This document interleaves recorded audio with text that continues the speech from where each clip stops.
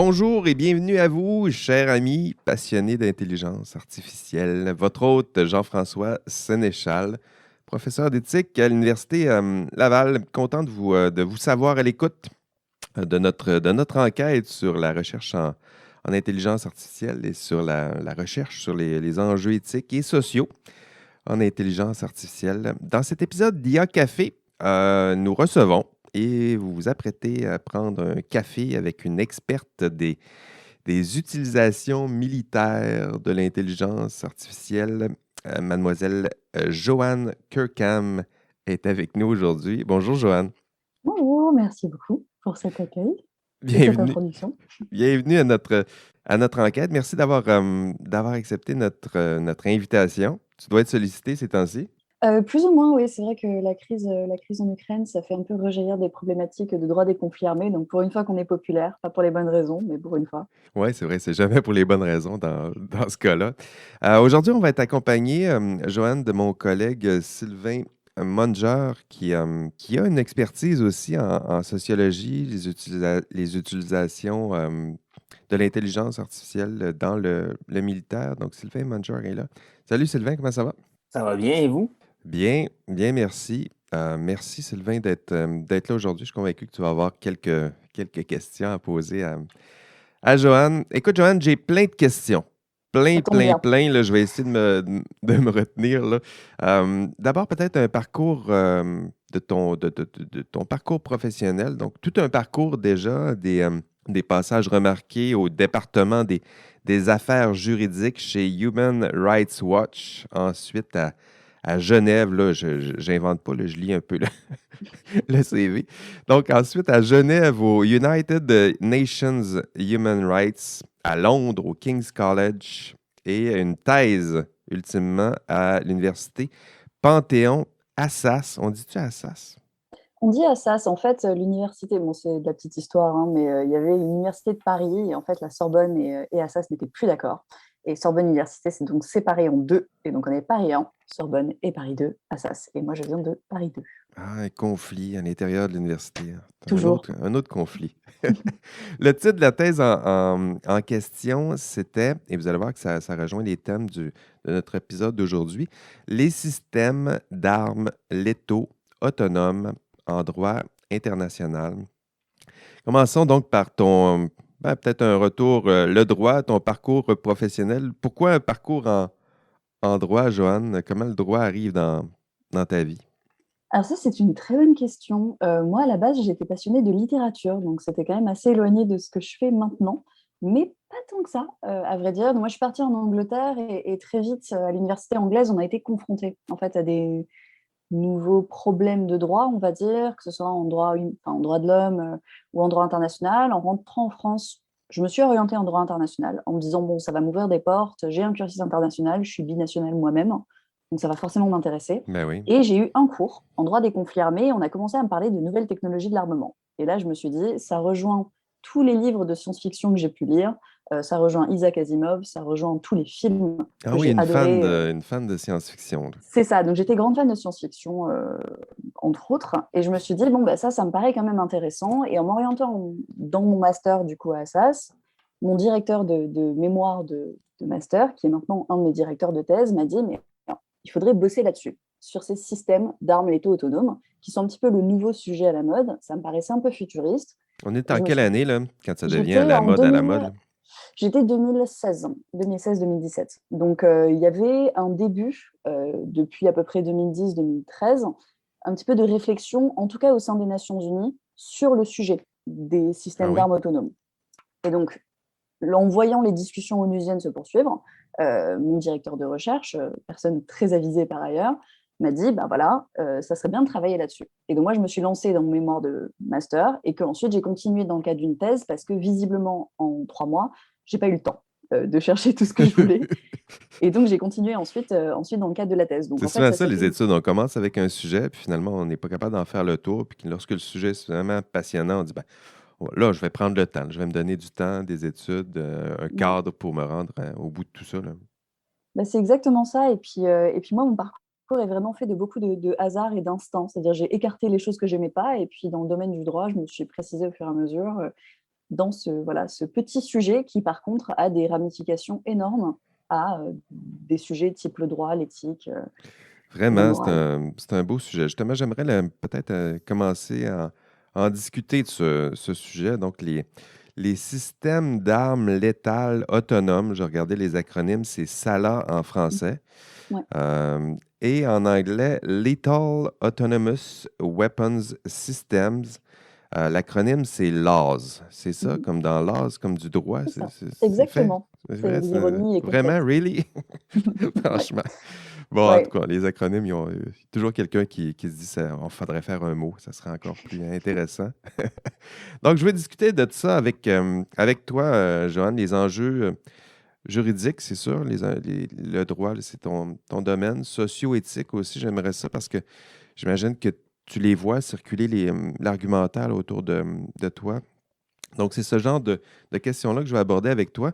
Euh, on commencerait peut-être dans l'ordre, définir les termes. Donc, c'est classique, là, en philo, là, on commence Ouais. par définir les termes. Donc, c'est quoi un système d'armes létales autonomes? C'est quoi la définition un peu plus précise de juriste qu'on pourrait donner à cette expression-là?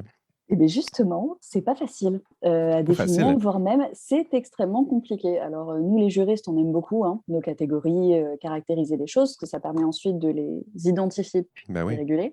Alors pour les systèmes d'armes létaux autonomes, on a plein de problèmes reliés à la définition. Déjà parce que c'est un objet un peu inédit, déjà parce que, et ensuite parce que ça fait intervenir des notions extrêmement vagues d'intelligence artificielle, par exemple Ben voilà, oui. la notion d'autonomie. Donc en fait, pour un petit peu recadrer, je pense qu'il faut procéder par étapes, à peu près, et essayer d'éliminer des choses et d'en déterminer d'autres. Donc déjà, déterminer ce que c'est qu'une arme. Donc une arme, c'est assez simple par ailleurs, c'est tout objet qui est utilisé pour causer un dommage à des biens, à des personnes, que ce soit un dommage physique ou un dommage psychologique. Donc déjà ça, première catégorie. Ensuite, on a les catégories des robots, qui sont des systèmes physiques qui sont dotés de capteurs pour extraire des informations, des processeurs pour la traiter, et Mhm. ensuite des actionnaires pour faire une action. Et donc, quand on essaie de mettre ces choses-là ensemble, c'est-à-dire système d'armes autonomes, et ben en fait, on est confronté à une variété de systèmes qui vont entreprendre des missions euh, sur le terrain, le champ de bataille, missions qui peuvent être diverses et variées. La caractéristique du létal, c'est qu'en fait, la manière dont c'est défini de manière assez large, c'est un système qui, une fois qu'il est déployé, peut sélectionner et engager une cible tout seul sur le champ de bataille. Et donc de là, qu'est-ce que ça veut dire qu'il Mais le il y a, fasse tout seul? il y a sûrement eu déjà une prémission de cibler des cibles autour, là. J'imagine que Ouais. c'est plus comme ça, là. Bah oui, oui. En fait, moi, la définition que j'ai choisie dans mon travail, c'était de me dire qu'il n'y avait pas actuellement, et il n'y en aurait pas d'ailleurs, des systèmes complètement autonomes. C'est-à-dire des systèmes, on les lâche dans la nature et ensuite ils font leur vie et ils choisissent n'importe qui, n'importe quoi. En réalité, les systèmes vont évoluer dans le cadre d'une programmation humaine qui sera préalable, potentiellement dans un environnement qui aura été choisi par un être humain pour des missions pour lesquelles il aura été entraîné, programmé, etc. Et donc moi, la définition que j'ai choisie, ma définition de travail, c'est une définition très englobante, ce qui me permet de voir plein de systèmes. Et c'est voilà, un système qui, une fois qu'il est déployé, enfin programmé et déployé, il va évoluer sur le terrain, accomplir un certain nombre de missions, qu'elles soient létales ou non, c'est-à-dire choisir une cible et l'engager ou autre chose, et il reste soit tout seul, soit en collaboration, soit sous certaines formes de supervision humaine. Et ça, c'est le plus important, et c'est en fait ce sur quoi la plupart des chercheurs commencent à s'orienter maintenant, c'est-à-dire non pas définir l'autonomie d'un système, qui est une notion très très vague, mais Très plutôt vague. se dire, ouais, c'est ça, mais plutôt se dire, en fait, il va y avoir une forme de rôle humain autour de ce ça-là, et celui-là, par contre, on peut essayer de le définir de manière un peu plus claire. Et c'est du coup ces enjeux-là. Et ça permet aussi, en fait, de ne pas écarter tous les systèmes, puisque là, pour l'instant, il y a des États qui, de manière, bon, on en reparlera sans doute, mais qui, de Ah oui, manière assez on va reparler. stratégique, utilisent des définitions pour dire, voilà, un système qui peut changer sa programmation tout seul, ce qui, du coup, ne recouvre rien comme réalité. Donc moi, j'ai choisi quelque chose de très englobant, en me disant, comme ça me permet d'appréhender plein de systèmes au regard du droit. Donc C'est déjà, premier écueil, la définition.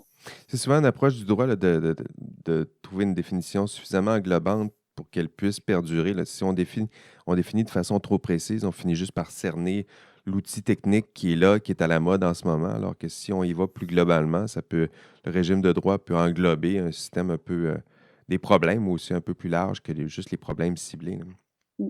C'est exactement ça, et c'est tout l'enjeu des systèmes d'armes, et c'est tout l'enjeu de ce qui se passe aux Nations Unies ou d'une éventuelle régulation.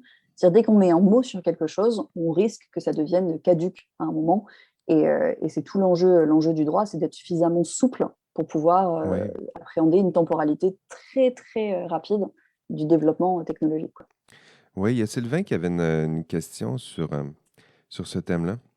Oui, excusez-moi, en fait, moi, j'essaie de voir un petit peu plus précisément comment est-ce que vous, là, vous feriez la différence entre, en fait, vous placeriez la ligne à quel endroit pour dire l'IA, l'intelligence artificielle, elle commence où et elle finit où dans le cadre des armes létales autonomes?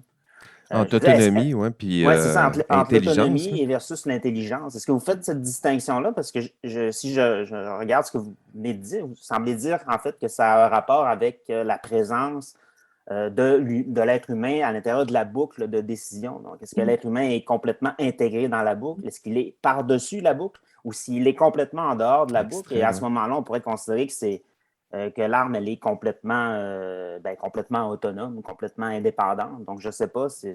Qu'elle a sa propre volonté, là. On n'est pas là, Mhm. c'est sûr, là. Exactement. Ouais. En fait, je pense qu'effectivement, tout le débat sur les systèmes d'armes autonomes, c'est à relier sur les débats sur l'intelligence artificielle.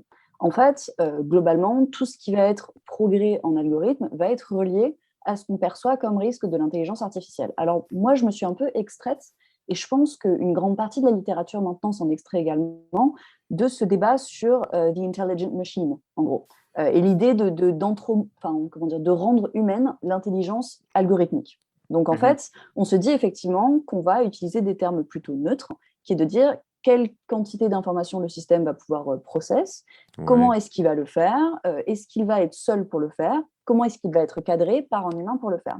En fait, il y a vraiment tout ce débat, voilà, à partir de quand est-ce que la machine est intelligente et à partir de quand est-ce qu'elle réfléchit seule. En réalité, on commence à se rendre compte que pour l'instant, alors à moins de développement Oui, technologique cette ultra question-là, rapide, elle est pas, elle est pas pertinente, je dirais, en ce moment-là.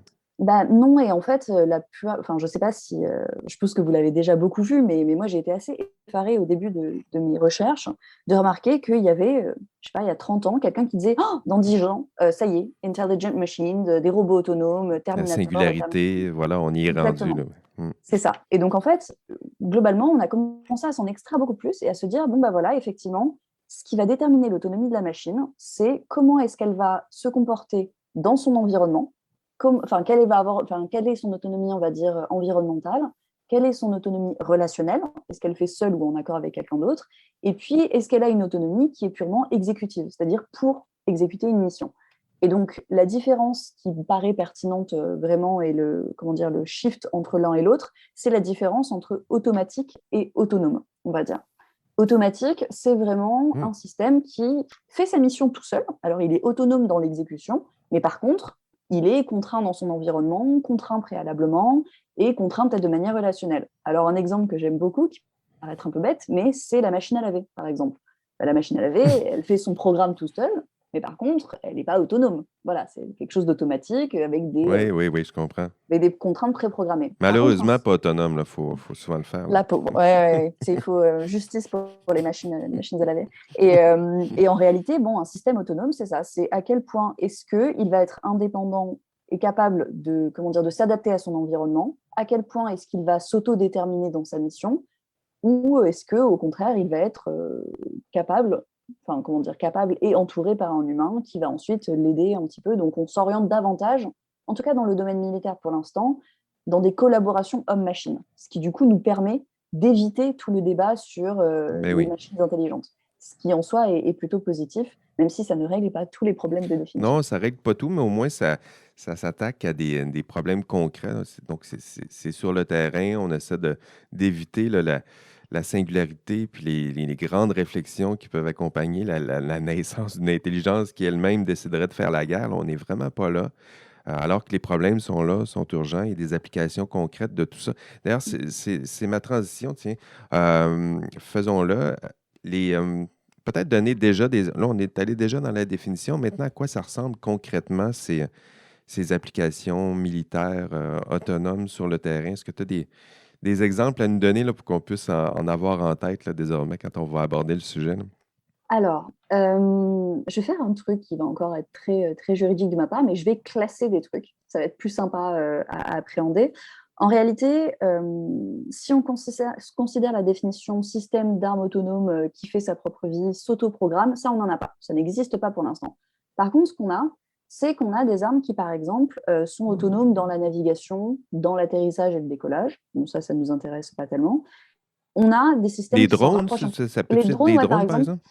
Et par exemple, il y a des systèmes israéliens qui s'appellent les systèmes les Harpies, comme les créatures un peu mythiques, qui sont en fait ce qu'on appelle des armes rôdeuses, des robots rôdeurs. Et ce qu'elles font, c'est qu'en fait, ces drones-là gravitent autour d'une zone et ensuite sélectionnent et attaquent des cibles en fonction d'une signature qui a été préprogrammée. Alors, une signature, ça peut être n'importe quoi. Ça peut être dans la base de données des photos, ça peut être une signature radar. Et donc, ça permet, effectivement, ce sont des systèmes qui sont autonomes dans la navigation, dans la sélection et dans l'engagement, même si c'est préprogrammé par un humain en amont.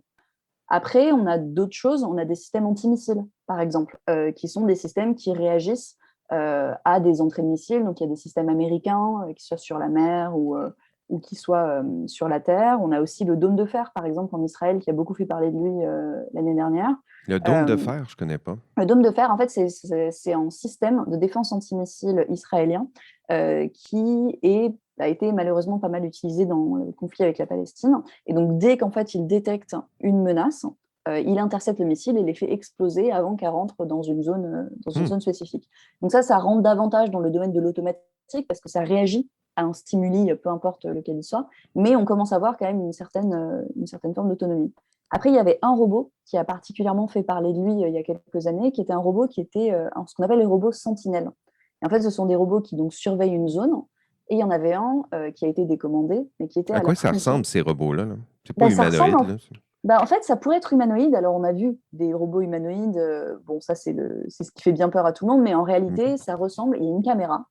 Il y a un petit pistolet qui est accroché. Et puis, ça surveille une zone avec sa caméra. Et puis, dès que ça détecte quelque chose, ça lui propose. Soit ça agit de manière automatique, c'est-à-dire ça l'engage automatiquement. Soit c'est sous supervision humaine, c'est-à-dire ça identifie la cible, l'humain appuie. Soit, et ça c'était celui qui existait à la frontière entre les deux Corées, c'était quelque chose qui avait été développé par Samsung, il pouvait, alors apparemment on n'est pas sûr des infos qu'on a, mais il pouvait l'engager de manière autonome, c'est-à-dire décider lui-même que si la cible ne se rendait pas, il pouvait l'engager. Donc en fait on a plein d'exemples sur le terrain d'autonomie diverses et variées, l'aide à la décision, la navigation, l'engagement, etc.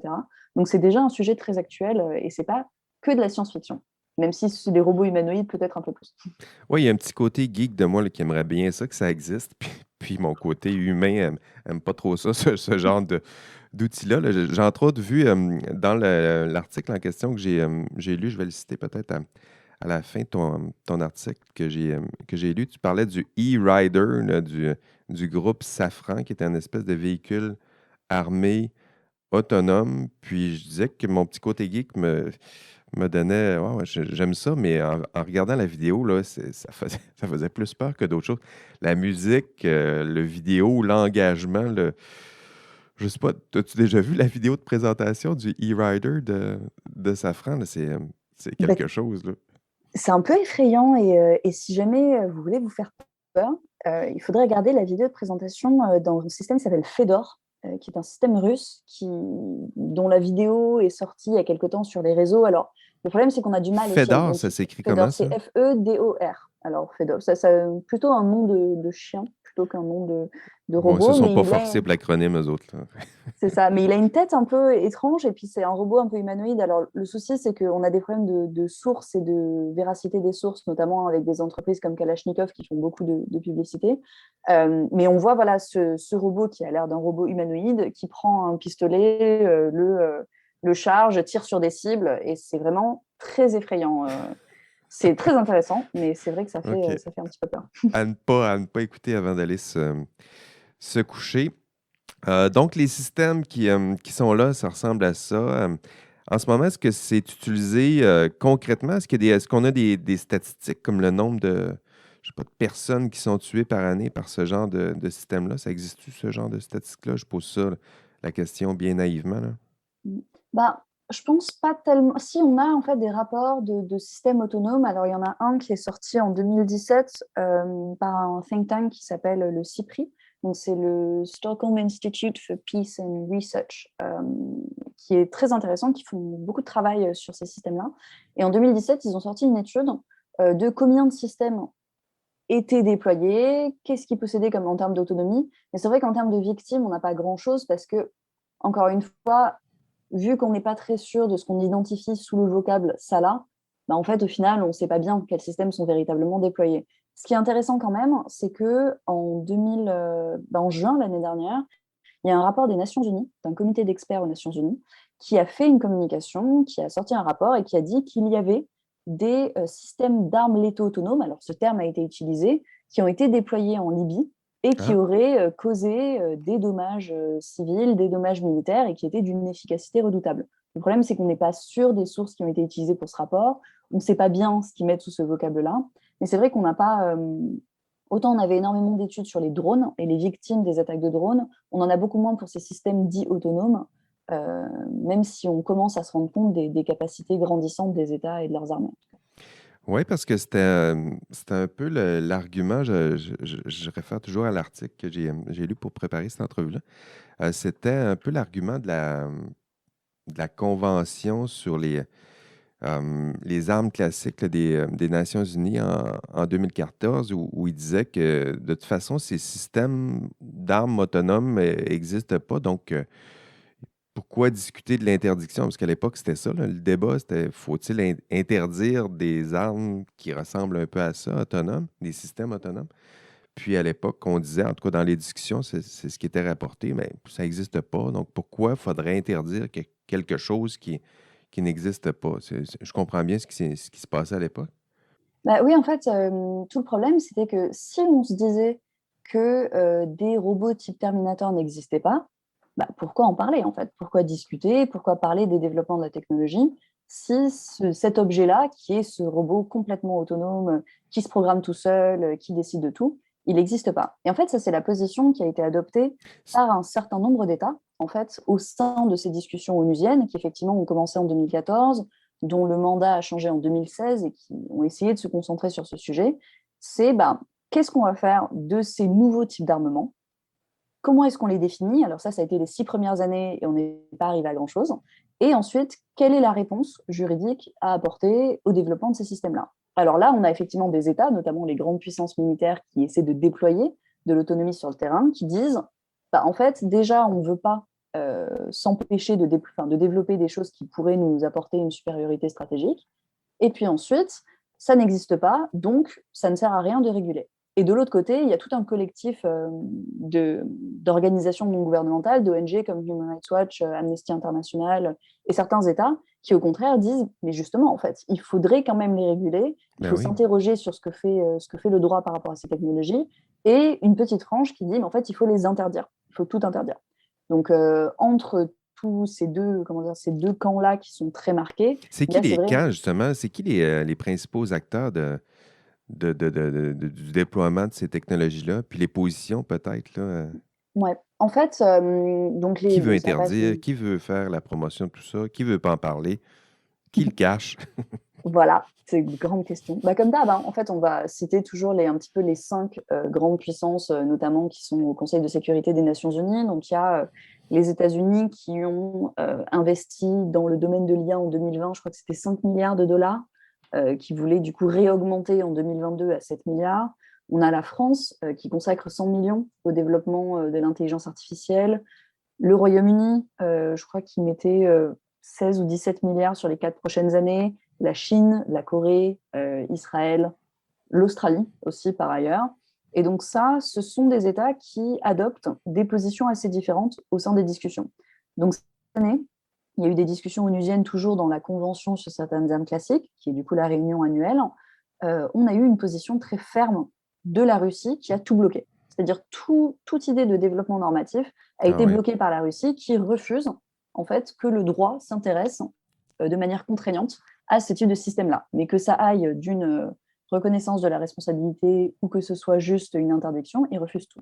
Les États-Unis, c'est un peu pareil. Au début, ils étaient là, bon, on va attendre un peu.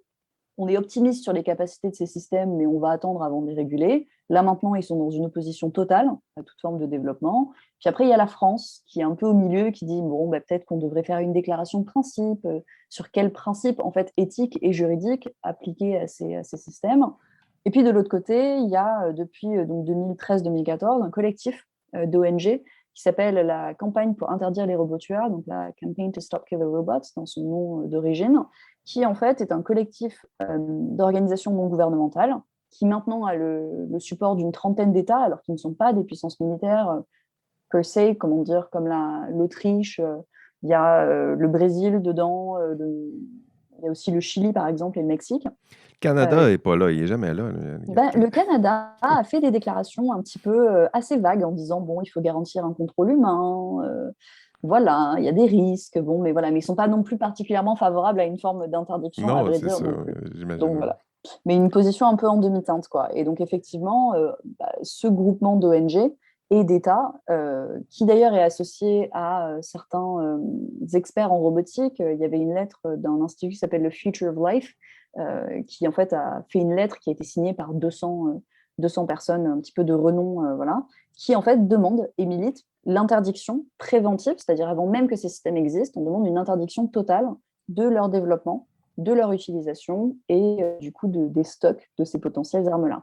Et donc on voit qu'il y a vraiment une polarisation énorme entre deux camps qui n'arrivent pas à se mettre d'accord, que ce soit sur la définition, sur les objectifs juridiques ou sur l'avenir un petit peu de la technologie. Génial, je me suis pris une note là, pour revenir sur la dimension juridique, tout ça, là, ça va être Moi, intéressant. j'ai Vas-y, peut-être une Sylvain. question pour les armes létales autonomes. Est-ce qu'il y a des exemples d'applications dans le domaine nucléaire, dans les systèmes d'armement nucléaire? Parce que cette semaine, pour faire un peu d'actualité, là, on a entendu parler un peu là, Oui, ils ont attaqué.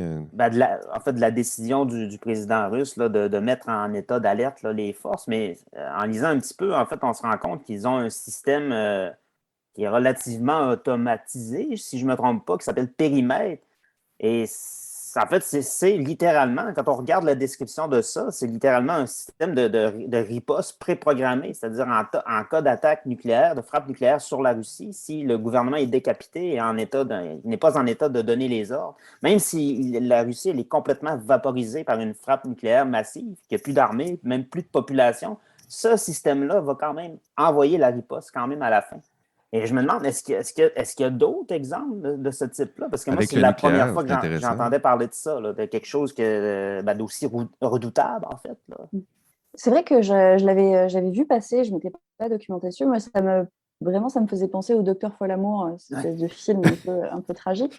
Et je me suis dit que c'était vraiment, vraiment atroce. Mais en réalité, en fait, on se pose vraiment la question aussi des SALA en termes de déstabilisation nucléaire. C'est-à-dire de dire, est-ce que ces systèmes-là, en fait, ne pourraient pas déstabiliser les relations stratégiques et du coup, effectivement, forcer les États à recourir plus rapidement au nucléaire? Alors ça, ce sont des questions sur lesquelles moi, je n'ai pas encore fait de recherche extensive, mais je sais qu'il y en a beaucoup.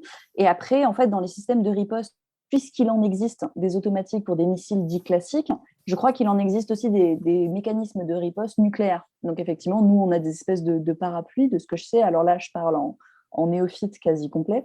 Donc, il ne faut pas que les pros nucléaires me grondent. Mais il me semble qu'effectivement, il existe en tout cas un certain nombre de réponses autonomes et automatiques et de systèmes, que ce soit de protection ou d'attaque, qui sont en fait assez intéressants et inquiétants lorsqu'on considère le volet russe.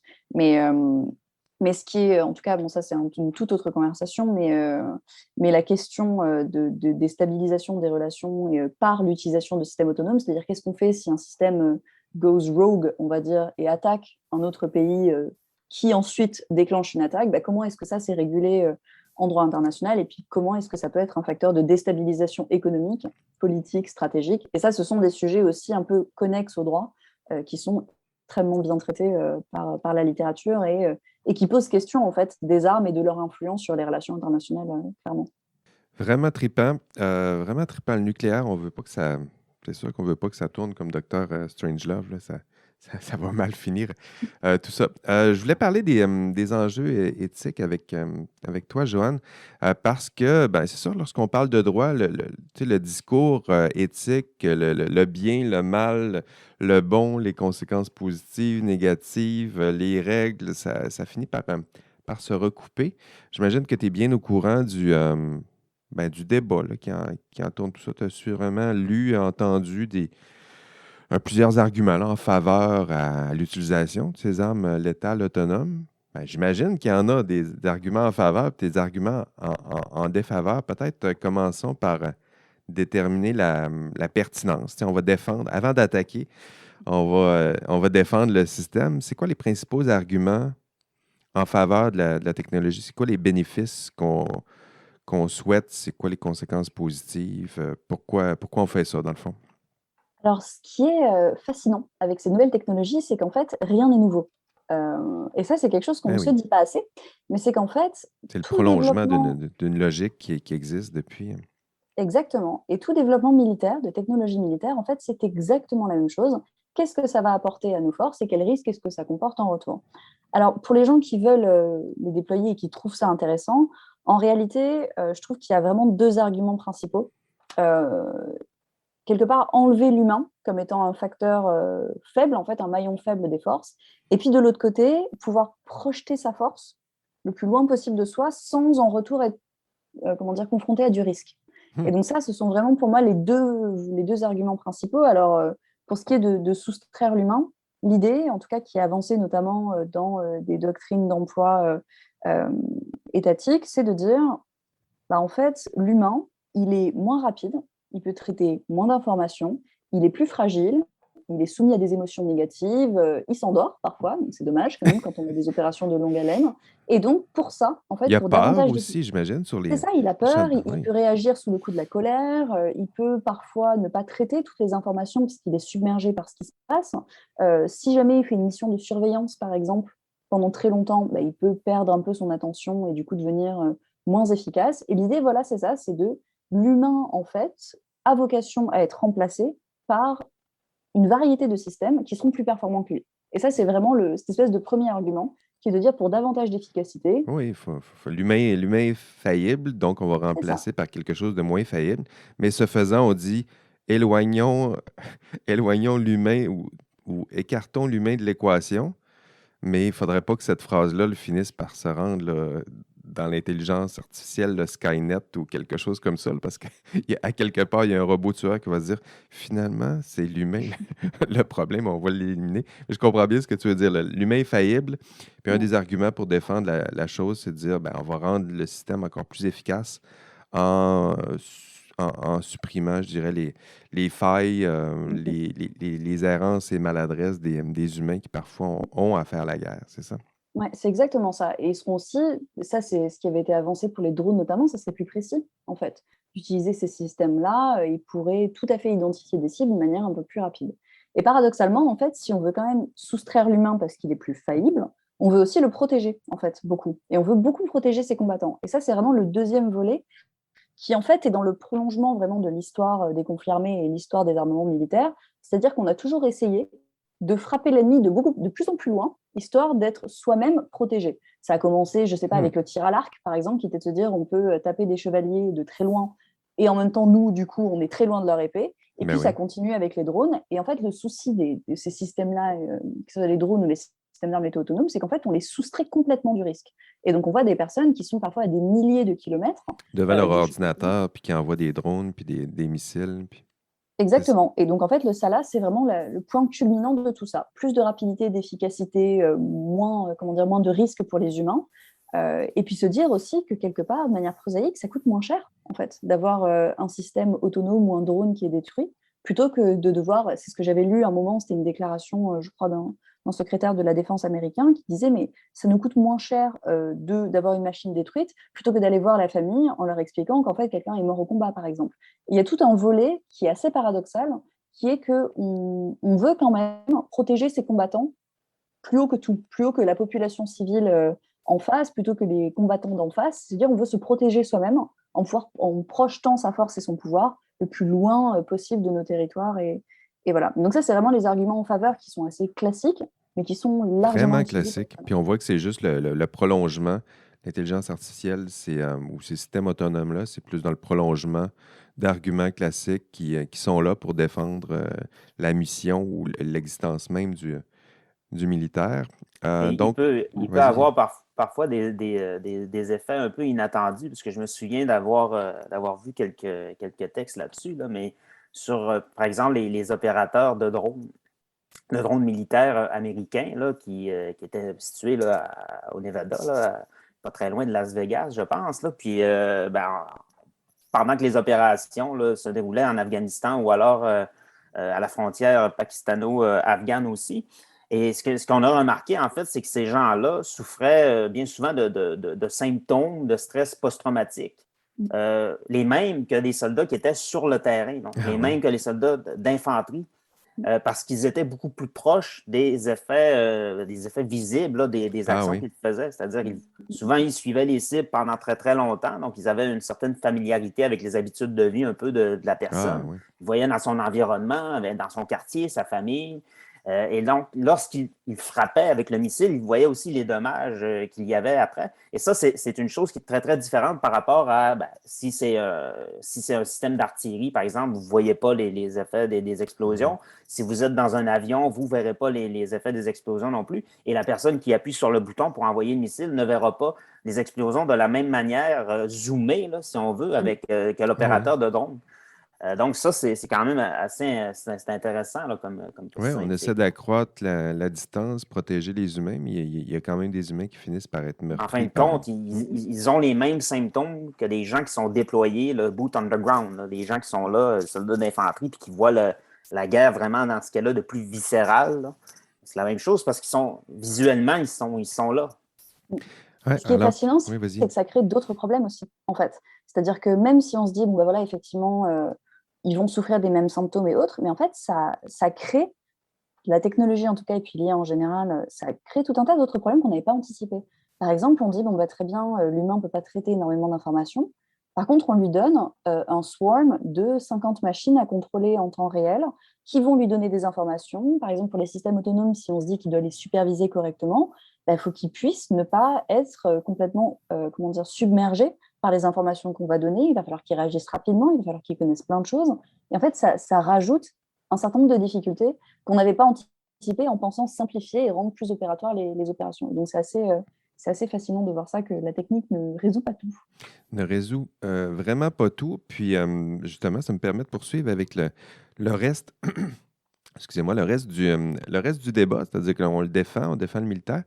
Mais les arguments contraires, maintenant, ça ressemble à quoi? Est-ce que c'est des arguments qui sont là aussi classiques où on attaque l'être même du militaire ou est-ce qu'il y a des conséquences négatives qui sont propres à ces systèmes létals autonomes? Est-ce qu'il y a une distinction ou encore une fois, on est dans le prolongement du même type d'argumentaire pour critiquer cette technologie? En fait, je pense qu'on est toujours dans un prolongement, mais quelque part, il y a un phénomène de répulsion encore plus poussé pour les systèmes d'armes autonomes. En réalité, tout à l'heure, je disais, bon, bah voilà, pour les États, il y a une question de risque mutuel qu'on est d'accepter. Par exemple, dans le débat inverse, c'est-à-dire les arguments inverses, c'est de dire oui, mais en même temps, au centre de la guerre et au centre de l'action militaire, on est censé avoir une réciprocité en fait du risque de mort, et c'est ça qui fonde la légitimité de l'action militaire. Ça, c'est quelque chose que l'on retrouvait déjà pour les drones. On a essayé d'interdire l'arbalète dans les années 1100 exactement sur cet argument. On a essayé d'interdire l'arbalète, c'est vrai. Ouais, c'était le Concile de Latran, c'est le premier C'est raté, échec. on le voit là. Ouais, c'est ça. 1139, premier Mais échec. juste contre les chrétiens, à l'intérieur des chrétiens. Ouais. L'arbalète était permise contre les autres. Pour les infidèles, toujours, parce que ça. c'est toujours voilà. Donc on peut utiliser les armes et puis on voit bien encore la dissonance cognitive. Pour nos jolis chevaliers en armure, non, mais par contre les barbares.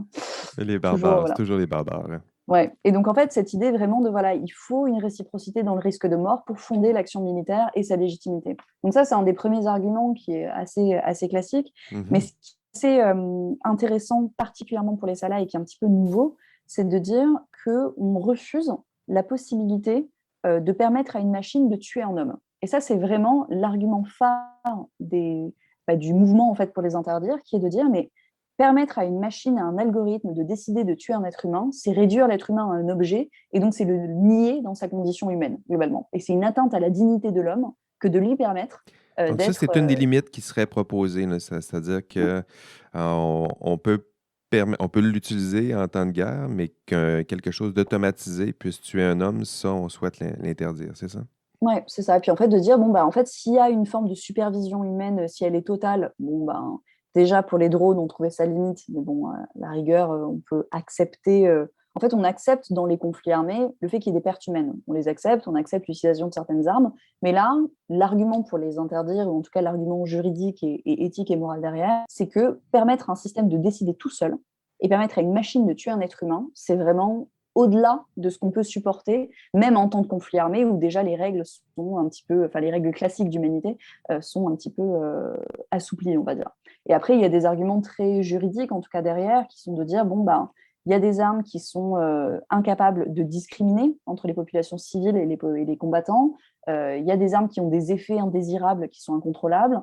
Il y a des armes qui vont créer des souffrances inutiles. Et donc, sur la base de tous ces arguments, l'un qui est la dignité humaine, qui est du coup un concept un peu plus impalpable, et puis de l'autre, des principes juridiques, il faut interdire ces armes-là qui sont inhumaines et complètement peu efficaces et peu souhaitables au regard de ce qu'on recherche comme argument. Et donc, en fait, on a vraiment cette répulsion généralisée qui est souvent utilisée pour interdire des armements. On l'a vu voilà, pour des lasers aveuglants qui ont été interdits sur cette base-là, les mines antipersonnelles aussi, l'arme nucléaire aussi. On a toujours voilà, une peur de l'arme et de ses conséquences qui pousse en fait à vouloir les interdire.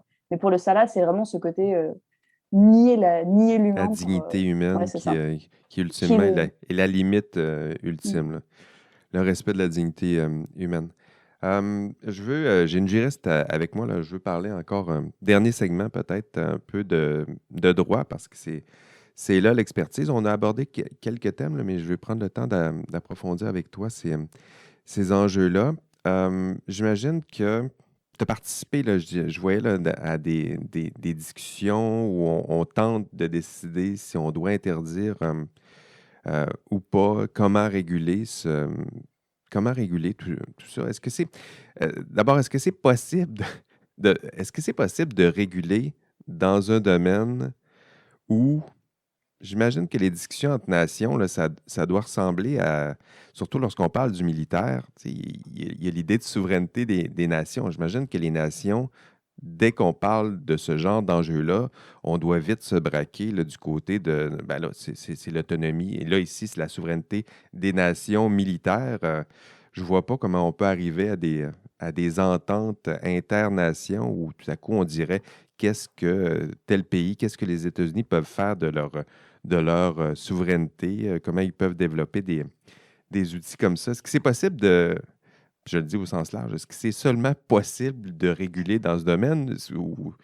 Ouais, et ben c'est une bonne question et c'est une question qui un peu comment dire anime beaucoup de juristes qui sont en train de travailler sur toutes les problématiques de développement du droit international vis-à-vis des technologies militaires. Et en fait, la réponse courte, c'est pas vraiment.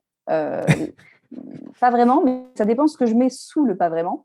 En réalité, ce qui va être très problématique et ce qui va potentiellement ne pas être possible, c'est ce qu'on appelle en fait vraiment un encadrement contraignant, c'est-à-dire un traité d'interdiction.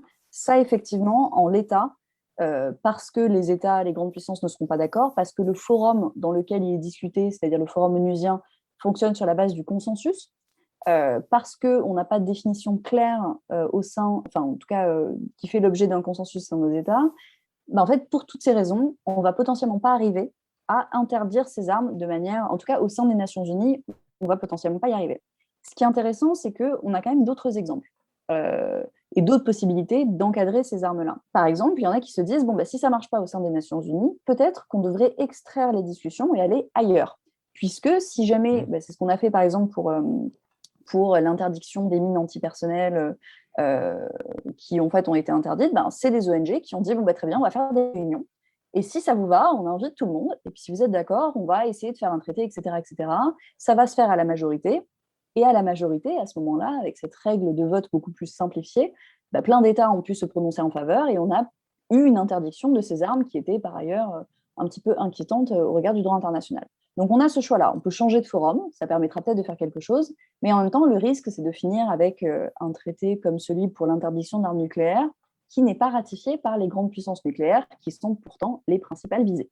Donc, si c'est une régulation d'interdiction, là, le droit international ne peut pas grand-chose. Par contre, et c'est là la petite note d'espoir, il y a quand même tout un effort qui est fait et qui est très intéressant, qui est d'adapter les règles à ces nouvelles technologies. Qu'est-ce que ça veut dire? Ça veut dire qu'en fait, la manière dont les règles du droit des conflits armés, le droit des armements, la manière dont tout ça, ça a été écrit, c'est suffisamment large et c'est suffisamment souple pour permettre, si on réfléchit un petit peu et qu'on essaie de les appliquer, qu'on puisse en fait réguler ces nouvelles technologies. Exemple assez simple, si on se dit, en fait, il y a un certain nombre de principes dans le droit des conflits armés à respecter, on va penser au principe de distinction, pas cibler des populations civiles. On va penser au principe de proportionnalité, pas détruire au-delà de ce qui est nécessaire. Et bien, tous ces principes-là sont... Ils existent déjà, là. Déjà. Ils font partie du... On ne pourrait pas se dire que le droit international peut justement... Peut-être que ça peut suffire. Là. Ça nous permet déjà de sévir contre la Russie de Poutine en ce moment. Puis, des fois, je me demande, est-ce qu'on a vraiment besoin de nouvelles balises pour gérer tout ça ou est-ce qu'on peut pas juste déjà se fier sur... Étant donné que c'est pas vraiment des questions nouvelles, c'est pas vraiment des... On le voit, là, c'est comme le prolongement d'une logique qui est là. Peut-être qu'on a déjà les outils juridiques pour baliser tout ça, pour sévir aux besoins. En fait, on en a en grande partie. Et c'est pour ça qu'on a quand même on a quand même un arsenal juridique qui est très fourni et qui est très souple et qui permet de s'adapter à ces nouvelles technologies. Le seul souci, c'est que pour les SALA, on a quand même un certain nombre de problèmes qu'on n'arrive pas encore à régler parce que c'est un objet nouveau. Et donc, du coup, on a besoin de préciser les règles pour qu'elles puissent s'adapter à ces nouvelles technologies-là. Alors, on ne pourra pas les interdire, on ne pourra pas faire un traité, c'est-à-dire vraiment cet accord interétatique assez rigide. Par contre, ce qu'on va pouvoir faire, c'est potentiellement faire des déclarations de principe. Alors, ça existe déjà, par exemple, pour la recherche en IA, il y a des recherches pour l'éthique en intelligence artificielle. Et en fait, pas mal d'acteurs se disent, c'est ça qu'on devrait faire nous aussi. On devrait formuler des principes directeurs dans le développement, le déploiement, l'utilisation de ces armes, qui seraient inspirés du juridique et qui feraient intervenir des experts robotiques, militaires. Et en fait, tout ça, ça permettrait un développement du droit de manière beaucoup plus souple et beaucoup Cohérent plus aisée. aussi, puis C'est ça. ouais, pour guider un peu à long terme le développement de ce champ du droit-là. C'est intéressant. Exactement. Ouais. Et donc, en fait, il y a un effort, par exemple, qui a eu lieu pour ce qui est des cyberattaques. Il y a quelques années, un truc qui s'appelle le manuel de Tallinn, où en fait, il y a plein d'experts, des ambassadeurs, des juristes, des académiciens, etc., qui sont venus, qui ont parlé entre eux et qui ont créé un manuel qui prend toutes les règles du recours à la force en droit international et qui les transpose aux cyberattaques, qui est de dire, voilà, si un État attaque un autre État par le biais d'une attaque cyber, qu'est-ce qu'on va pouvoir faire? Et en fait, c'est cet effort d'adaptation qui est du coup très intéressant et qui permet au droit de survivre malgré toutes les difficultés technologiques et la rapidité du développement technologique. Oui, de juste démontrer comment on peut appliquer peut-être des règles plus générales à un cas plus concret. Donc, ça semble plus efficace dans ce sens-là. Est-ce que tu restes quand même positive? Est-ce que sur la capacité, en fait, le droit international a quand même démontré qu'il pouvait gérer toutes sortes de conflits, de dangers. Le nucléaire, c'en est une. Là. Penses-tu que le droit international va réussir à imposer les balises, les freins nécessaires pour nous, nous éviter le pire? Ou est-ce que je vais enfin voir mon robot Terminator avec une voix d'Arnold? Non. Penses-tu que le droit international va réussir à mettre les balises, à nous éviter le pire? Joanne, dis-moi que oui. Ouais, alors, ça demande énormément d'efforts. Alors, mes collègues vont me tuer, hein, mais ça demande énormément d'efforts d'être optimiste, on va dire. Parce que le défaut premier du droit, c'est, enfin, en tout cas du droit international qui est perçu, c'est de dire, bon, en réalité, regardez, tout le monde n'en a rien à faire, on ne respecte pas les règles, tout le monde s'en fiche. Mais en fait, ce que je trouve assez intéressant, c'est que j'ai vu un tweet il y a quelques jours qui disait, en fait, le droit international, c'est un peu comme le chat de Schrödinger, il est à la fois mort et pas mort. Et c'est un petit peu ça, je trouve, le côté le plus intéressant dans cette matière-là, c'est qu'il y a énormément de défauts dans la structure du droit international et la manière dont il va être mis en œuvre de manière effective. Mais en parallèle, c'est un outil qui mobilise énormément d'États Et quand je prends l'exemple de la Russie, qui quand même est en train de violer tout un tas de règles du droit international, bah, malgré le fait qu'il y ait une violation, on voit qu'il y a une argumentation de la Russie au regard des règles du droit international, et on voit bien que le droit continue à exister, même s'il est constamment violé. Et pour les nouvelles technologies, je pense que c'est à peu près la même chose. On voit que les forums traditionnels sont bloqués, mais par contre, il y en a d'autres, et il y a de nouveaux acteurs qui commencent un petit peu à le faire revivre, on va dire, et à essayer de le développer autant que faire se peut. Et donc, pour les SALA, on risque d'avoir peut-être une non-application, une violation de la part des États qui vont développer, mais en parallèle, on va avoir un vrai effort de réflexion, et donc il sera à la fois en développement et arrêté, et à la fois mort et pas mort. Et je pense que ça, c'est vraiment comme ça que je vois le droit international. Je sais pas du tout. Je pense que mon directeur de thèse va me tuer quand il va entendre ça, mais c'est pas grave. Non, j'aime bien l'image, là. Je pense que ça peut. N'ouvrons pas, on pourrait le conclure comme ça, n'ouvrons pas la boîte du chat de Schrödinger, comme ça, on ne sait pas si le chat est mort ou vivant, là. Je pense que ce sera notre façon de garder un peu d'espoir. Joanne, d'autres choses à ajouter avant que je conclue ce podcast? Hormis le fait que je conseille vivement quand même de lire des choses, à la fois de s'inspirer de la littérature quand on veut s'intéresser à ce genre de sujet-là, parce que c'est quand même, il y a beaucoup de choses qui ont été écrites, que ça soit, voilà, que ça part de l'Homère, enfin, d'Homère et de l'Iliade à Isaac Asimov ou à des trucs de science-fiction, mais il y a aussi de la littérature plus sérieuse et énormément effectivement d'efforts de vulgarisation. Et lorsqu'on s'intéresse à ces systèmes-là, c'est bien de ne pas tomber dans l'écueil du Terminator, justement, Ben oui, d'essayer c'est de ça. regarder de là. Et je trouve que c'est ce qui est un peu fascinant dans l'intelligence artificielle, c'est qu'on peut le relier à énormément de pop culture, on va dire, mais en parallèle, il y a quand même des trucs très sérieux écrits dessus. Donc, et merci de permettre à des gens comme nous d'en parler. Ben, c'est gentil. Non, vraiment, c'est apprécié parce que justement, je fais des blagues avec ces archétypes-là, Arnold et ses potes, là, mais c'est ça, le but du podcast, c'est aussi ça, là, aller voir concrètement ce qui se fait, réfléchir sur les enjeux de l'IA de façon générale, mais sans sombrer là, dans l'idéalisation puis la science-fiction. Donc, la science-fiction, c'est correct le soir, là, mais en même temps, on essaie de cibler les vrais problèmes avec les vrais enjeux. Donc, merci Joanne. On va essayer de pas ouvrir la boîte du chat de Schrödinger. C'était passionnant de discuter avec toi. Merci d'avoir participé à notre enquête sur l'intelligence artificielle et là, dans le monde militaire. Merci d'être passé d'une certaine façon dans nos studios, Joanne. Ben, merci beaucoup. Et puis un jour, peut-être, en vrai, qui sait, une fois que... Ah, ben oui, si tu passes au Québec, tu seras toujours la bienvenue. Merci Sylvain, ou peut-être en France si on passe de l'autre côté de la Grande Flaque. Merci Sylvain. T'es rassuré, Sylvain, ou t'es déçu que le Terminator soit pas encore revenu du futur? Moi, je ne perds pas espoir. Bon, c'est bien, on va garder ça. Boîte de Schrödinger, boîte de Pandore. Même combat. Merci à vous. C'est tout. Merci d'avoir écouté cet épisode d'IA Café. Votre hôte, Jean-François Sénéchal. Et nous tenterons d'ajouter quelques épisodes sur les applications militaires en intelligence artificielle. Et si Skynet là, n'intervient pas d'ici là, on devrait s'en sortir.